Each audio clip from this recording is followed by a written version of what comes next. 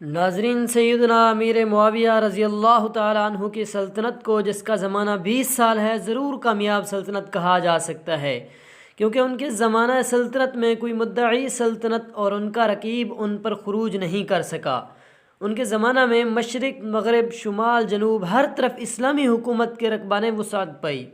کوئی ملک اور کوئی علاقہ سلطنت اسلامیہ سے خارج نہیں ہوا، اور کوئی ایسی بغاوت اس عرصہ میں نہیں پھوٹی جو قابل تذکرہ ہو۔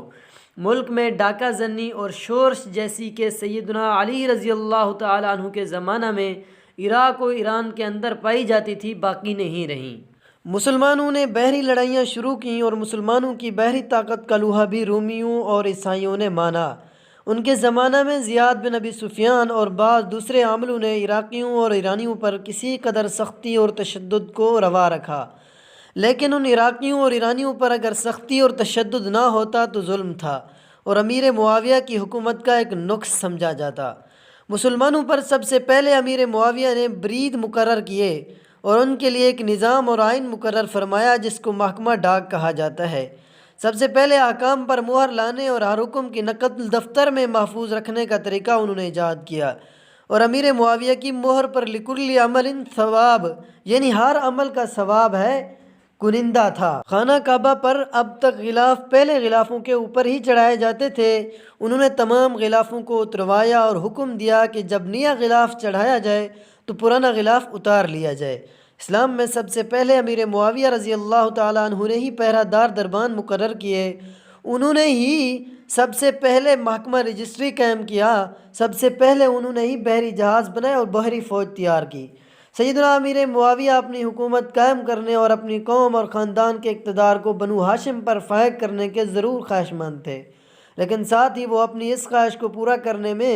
کسی ایسے شخص کو چیرہ دستی کا موقع نہیں دینا چاہتے تھے جو بنی امیہ اور بنو ہاشم یا معاویہ اور علی دونوں کا یکساں دشمن ہو، سلطنت اسلامیہ کو نقصان پہنچانا چاہتا ہو۔ چنانچہ ایک مرتبہ جبکہ سیدنا علی اور سیدنا امیر معاویہ رضی اللہ تعالیٰ عنہ کے درمیان مخالفت کی آگ مشتعل تھی، عیسائیوں کی ایک زبردست فوج نے ایران کے شمالی صوبوں پر جو سیدنا علی رضی اللہ تعالیٰ عنہ کی حکومت میں شامل تھے حملہ کرنا اور مسلمانوں کی نااتفاقی سے خود فائدہ اٹھانا چاہا۔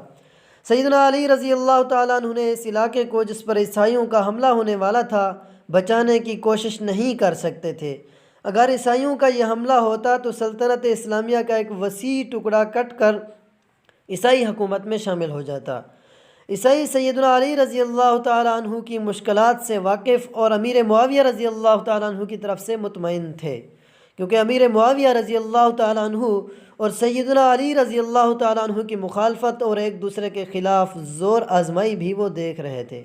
ان کو توقع تھی کہ امیر معاویہ رضی اللہ تعالیٰ عنہ ہماری حملہ آوری سے خوش ہوں گے جو سیدنا علی رضی اللہ تعالیٰ عنہ کے خلاف کی جائے گی،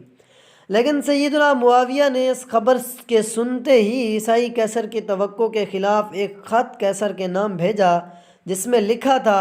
کہ ہماری آپس کی لڑائی تم کو دھوکے میں نہ ڈالے، اگر تم نے علی رضی اللہ تعالیٰ عنہ کی طرف رخ کیا تو علی رضی اللہ تعالیٰ عنہ کے جھنڈے کے نیچے سب سے پہلا سرجار جو تمہاری گوش مالی کے لیے آگے بڑھے گا وہ معاویہ رضی اللہ تعالیٰ عنہ ہوگا۔ اس خط کا اثر اس سے بھی زیادہ ہوا جو ایک زبردست فوج کے بھیجنے سے ہوتا، اور عیسائیوں نے اپنا ارادہ فسخ کر دیا۔ سیدنا علی رضی اللہ تعالیٰ عنہ اور سیدنا امیر معاویہ رضی اللہ تعالیٰ عنہ کی مخالفتوں کی وہ حیثیت اور حقیقت ہرگز نہ تھی جو آج کل جہالت کی وجہ سے مسلمانوں میں مشہور ہے۔ اس کا صحیح اندازہ کرنے کے لیے ہم کو یہ بات فراموش نہیں کر دینی چاہیے کہ سیدنا علی رضی اللہ تعالیٰ عنہ کے بھائی عقیل بن ابی طالب رضی اللہ تعالیٰ عنہ معاویہ رضی اللہ تعالیٰ عنہ کے مصاحب تھے، اور سیدنا علی کو امیر معاویہ رضی اللہ تعالیٰ عنہ کے بھائی زیاد بن ابی سفیان پر پورا اعتماد تھا، اور امیر معاویہ رضی اللہ تعالیٰ عنہ کو عقیل بن ابی طالب سردبار برا بھلا کہہ سکتے تھے، اور ہمیشہ امیر معاویہ کی طرف مورد الطاف رہتے تھے۔ یہ بھی جھوٹا واقعہ ہے، صحیح سند سے ثابت نہیں۔ ناظرین، یہی تھی آج کی چھوٹی سی ویڈیو۔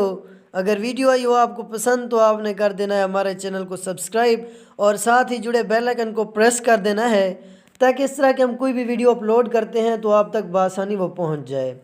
ناظرین چاہتے ہیں اجازت، ملتے ہیں نیکسٹ ویڈیو میں، تب تک اپنا اور اپنے پیاروں کا خیال رکھیے گا۔ والسلام۔